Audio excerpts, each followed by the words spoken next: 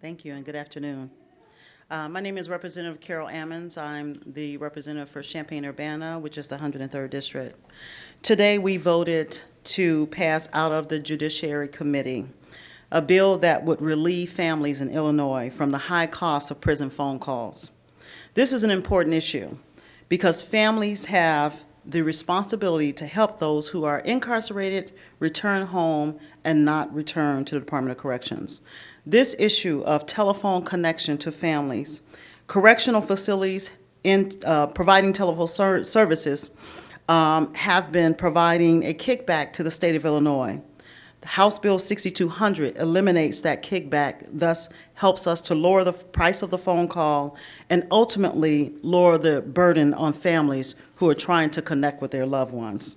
Today, standing behind me are advocates for prison phone calls and the reduction of that high prison phone call cost. We have legislators here that will speak to this issue in relationship to their own districts and how this will impact families in their communities.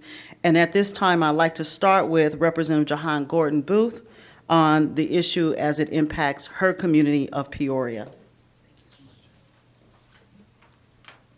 Good morning.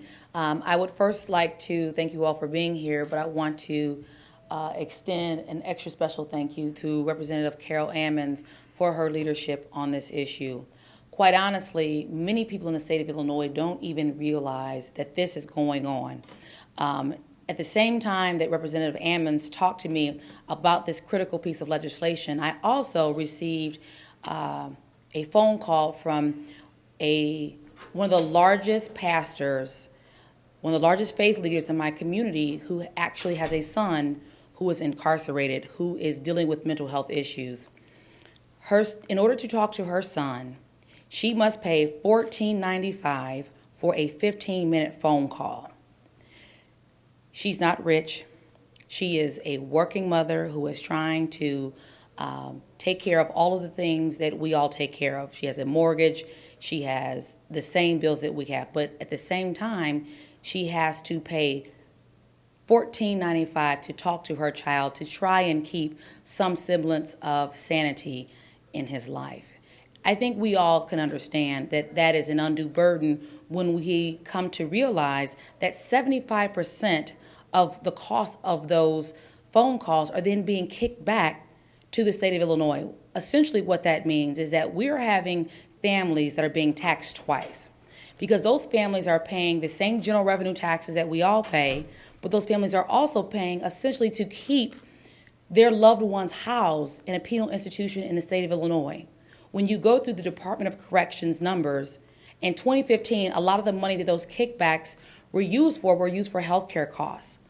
Now, that money is being used to clothe and to feed inmates. That is absolutely ridiculous.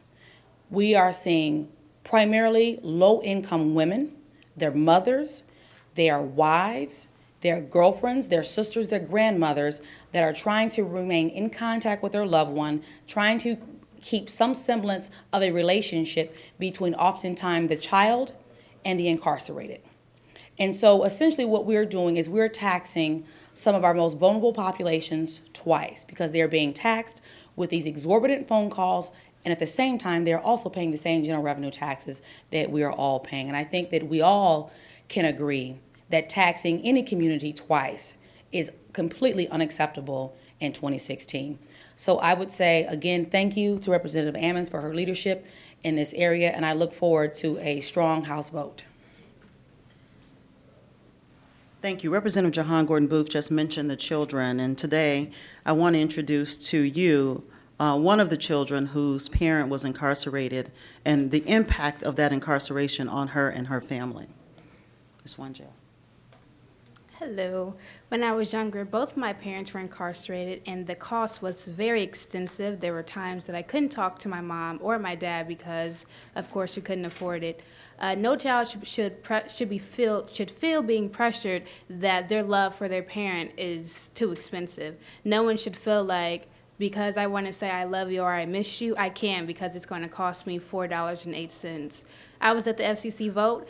I was so ecstatic to hear that they were going to bring the cost down to 11 cents. However, I come back to my home state, Illinois, and they're still taxing people, and they're still keeping their rates at a flat rate, which does not abide by the FCC rules. So I would appreciate it along with other families, that if they abide by the rules, decrease the cost, decrease the rate, and let people talk to their families. We need to make sure we know your name and where you're from. My name is Wanjo Harvey Robinson, and I'm from Champaign, Illinois. Spell it. WANDJELL. Thank you, Wanjel. I want to just point something that Wanjel just said. The prison phone calls, 75% of that revenue is kicked back to the state of Illinois. We do know that if legislators sold contracts in that way, we would all be imprisoned because we cannot receive kickbacks for a contract. But the state of Illinois is in essence receiving kickbacks for a contract that actually is keeping the cost of prison phone calls up. I want to introduce you to Danielle Chenoweth from the Center for Media Justice, a national campaign that led the effort at the Federal Communications Commission. Danielle. Thank you. Danielle Chenoweth, Organizing Director for the Center for Media Justice. And as Ms. Ammons said, I coordinated the national campaign before the FCC this last fall. I'm also a 20-year resident of Urbana, Illinois. So this Family Connections bill is a consumer protections bill. For every dollar that a family member pays to stay connected to their loved one, 76 cents of that has nothing to do with the cost of service. It goes directly to commissions, and those commissions, we've asked multiple times for an itemized list of what they're used for, and we've yet to receive that.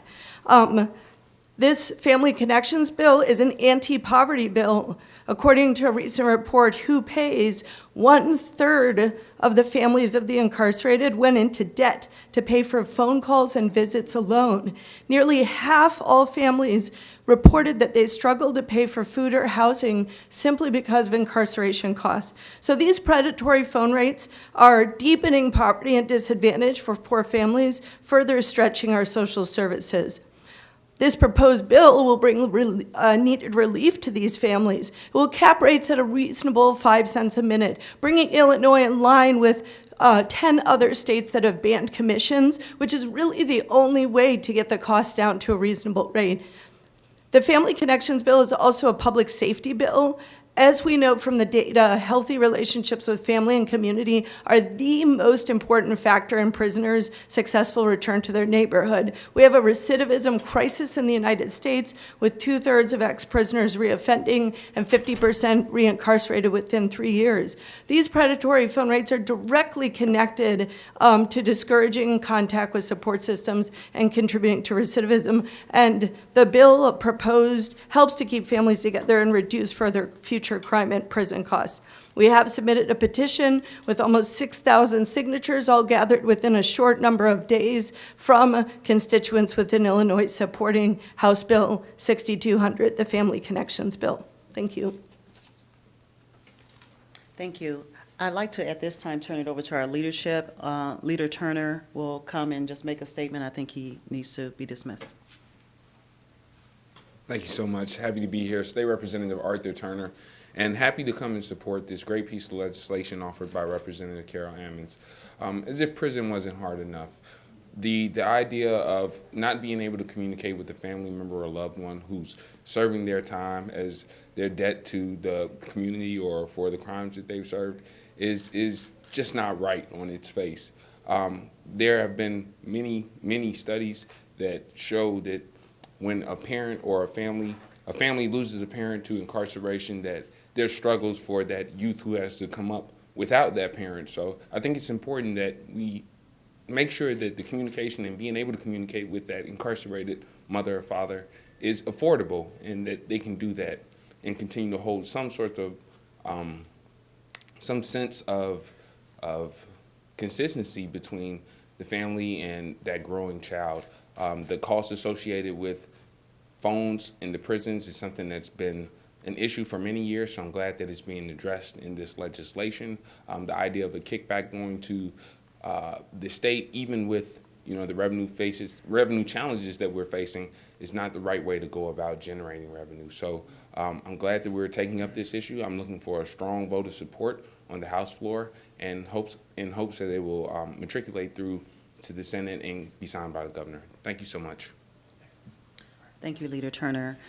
Just to close out the presentation of our expertise who are inside, we have Greg Gaither, who just stepped out, but we're going to ask him to come back inside and present as a former counselor and as a former Department of Corrections worker, Mr. Greg Gaither. Yes, thank you, Representative Ammons. As she stated, I am a former school social worker, and as you know, the school social worker is responsible for providing treatment services for students who are receiving IEP services. That's the Individualized Education Program for students in special education.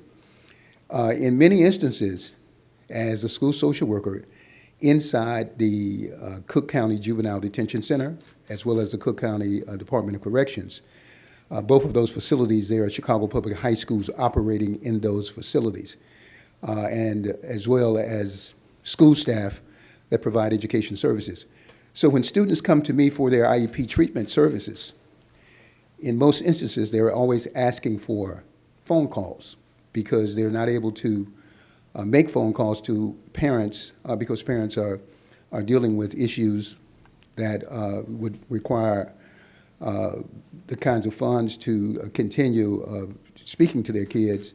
So in most instances, as I indicated, many students will come to me, and as we're doing the treatment services, they'll always ask for a phone call to family members. And the phone call is, in most cases, very important because in the treatment paradigm of working with students, you also have to work with families. And so, as I had indicated, as students begin to understand that they can get a phone call by coming to the school social worker, whereas they wouldn't be able to afford it otherwise, then you can imagine the number of students who will come in and request phone calls, even students who are not receiving special education services.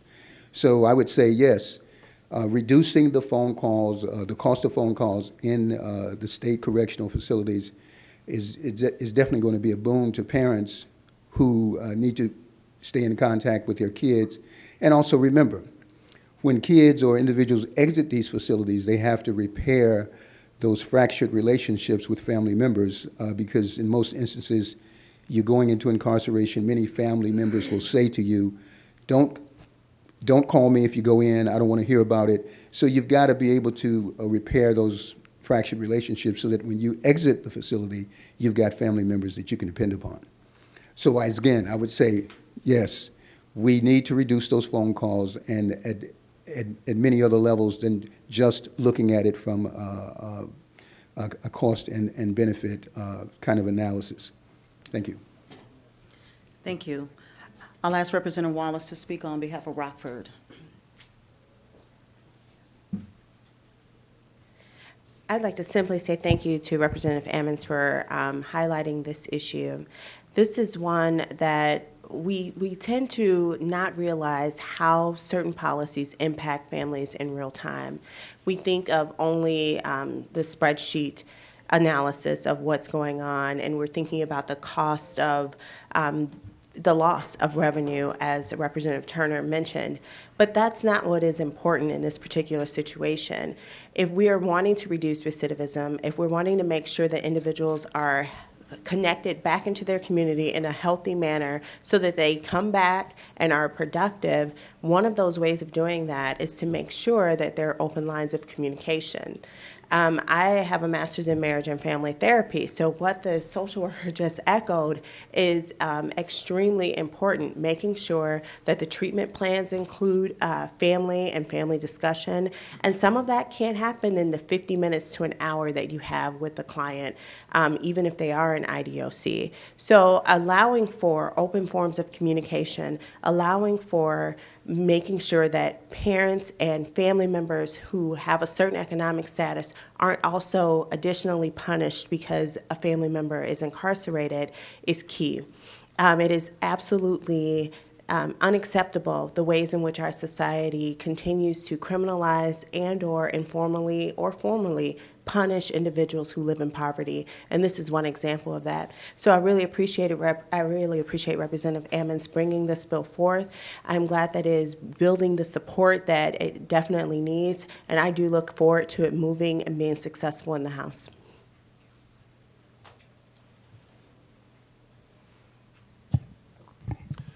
Good morning. My name is Representative Will Guzzardi, G-U-Z-Z-A-R-D-I. I represent the 39th District, which is on the northwest side of Chicago. It's a majority Latino district. First of all, again, thank you to Representative Ammons for bringing this fantastic piece of legislation. 2 points I just want to echo that have already been made. First of all, the point about recidivism. We need people who are incarcerated to have strong family supports when they leave. If we don't want them coming back, we need them to have close relationships with their family and with their support networks in their community. And if we're charging them $4.08 every time they're trying to talk to these folks, it's going to be very difficult to maintain those connections over the course of one's incarceration. So it's of the utmost importance that we make it as easy as possible for people who are incarcerated to keep alive the network that will support them when they leave. And the other thing is about revenue. And yes, this will deprive the department of a certain amount of revenue. But I just think that it's unconscionable for the department to fund its operations on the backs of the families of the incarcerated by charging them exorbitant rates to make a simple phone call. That's not how we're going to pay our bills. We're going to pay our bills. I have a lot of ideas how we're going to pay our bills. I'm speaking for myself here and not for everyone else up here for a moment. When Bruce Rauner pays less taxes than the families we're talking about, something's wrong. And we need the folks in the Bruce Rauner class in this state to pay their fair share rather than asking the families of people who are incarcerated to fund our prison system with the cost of exorbitant phone calls. So listen, this is common sense, right? I think this is just a very sensible bill. It's one that's going to make our state a better place. It's one that's going to help families who are in dire need right now. I'm proud to support this bill. Happy to be here with these fantastic leaders.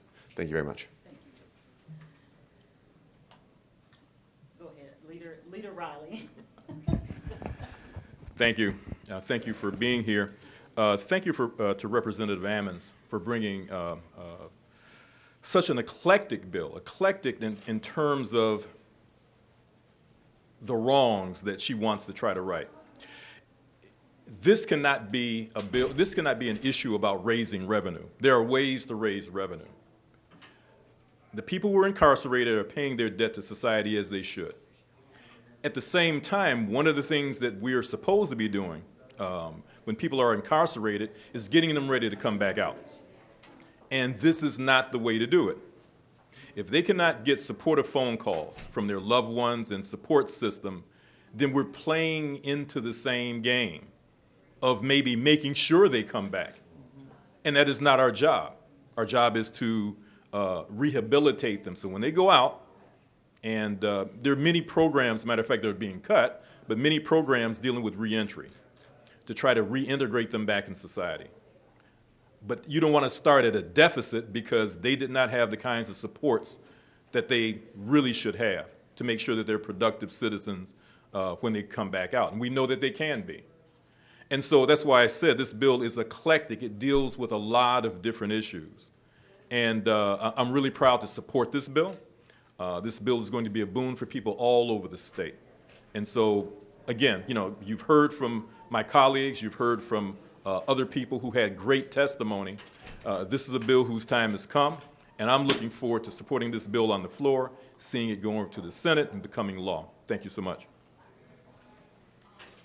Thank you all. Thank you to the advocates. Thank you to our leadership here. And we are certainly going to press forward for a positive vote on the floor, hopefully in the next day or so. So thank you. Thank you all. Very good. Very good. Very good. Excellent.